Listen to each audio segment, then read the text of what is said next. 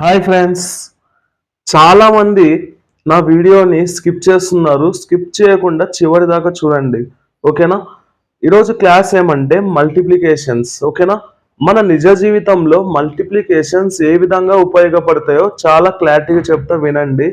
ఇప్పుడు చూడండి, నేను ఒక బుక్ సెంటర్కి వెళ్ళి ఒక పెన్ వచ్చేసి 5 రూపీస్ అని చెప్పినాడు. అయితే నాకు 10 పెన్స్ కావాలా, ఓకేనా? అయితే నాకు ఒక్క పెన్ కాస్ట్ నాకు తెలుసు, ఓకేనా? అయితే నేను ఎన్ని పెన్స్ కాస్ట్ తెలుసుకోవాలా? 10 పెన్స్, ఓకేనా?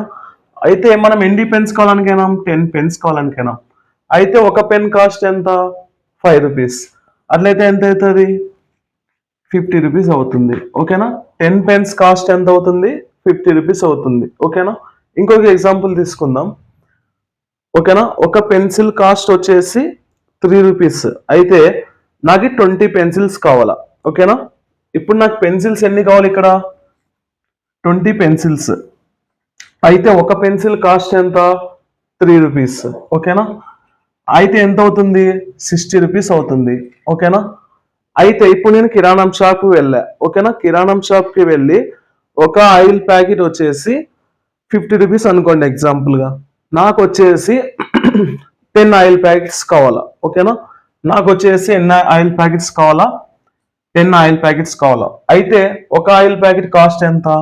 50 రూపీస్. అయితే ఎంత అవుతుంది? 500 అవుతుంది.